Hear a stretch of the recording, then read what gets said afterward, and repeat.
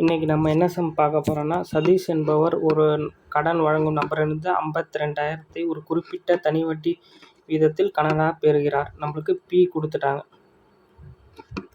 அதாவது அடுத்தது விகிதத்துக்கான 4 ஆண்டுகள் கழித்து சதீஷ் 79,000 மொத்த தொகையாக 79,040 மொத்த தொகையாக செலுத்த வட்டி வீதத்தை காண்க. நம்மளுக்கு ஆர் கேட்குறாங்க.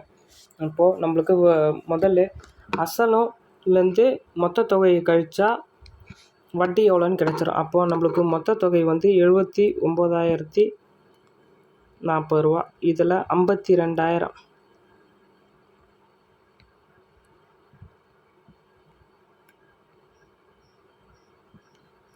0 4 0 9லேருந்து 2 போச்சு 7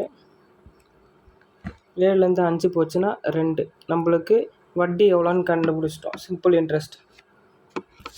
இப்போது நம்மளுக்கு ஃபார்முலா தெரியும். Simple interest is equal to P into R into N divided by 100. இப்போ இதில் நம்ம சப்ஸ்டியூட் பண்ணால் நம்மளுக்கு ஆன்சர் கிடச்சிரும். எவ்வளோ வட்டி வீதம்ன்ட்டு. இப்போ 27,040 ஈக்குவல் டு நம்மளுக்கு பியோட எவ்வளோ 52,000 இன்ட்டு நம்மளுக்கு ஆர் தெரியாது. ஆர் தான் நம்ம கண்டுபிடிக்க போகிறோம். அதை அப்படியே வச்சுருப்போம். ஆண்டு வந்து 4 டிவைடட் பை 100. இப்போது இந்த 2 0க்கு இந்த 2 0 கேன்சல் ஆகிடும். இந்த ஒரு 0க்கு இந்த ஒரு 0 கேன்சல் ஆகிடும். அடுத்தது நம்மளுக்கு இங்கே 4 இருக்குது, இங்கே 52 இருக்குது. இதை வச்சு 2,704 நம்ம ஏதாவது டிவைட் பண்ண முடியுமான்னு பார்க்கலாம். ஃபஸ்ட்டு பார்த்தீங்கன்னா ஒரு நாள் 4, 2 நாள் 8, 4 நாள் 14, 6 நாள் 24, மீதி 3, 7 நாள் 28, 30ல் 2, மறுபடியும் 6 நாள் 24.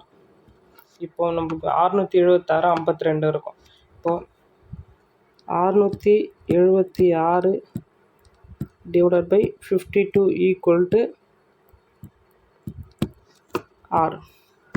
இப்போது ஓர் 52 52, 3 57, மீதி 52ல் போயிடுச்சுன்னா 67ல் 15 இருக்கும். 3 52 156. அப்போது R is equal to 13%. Option D தான் ஆன்சர். தேங்க்யூ.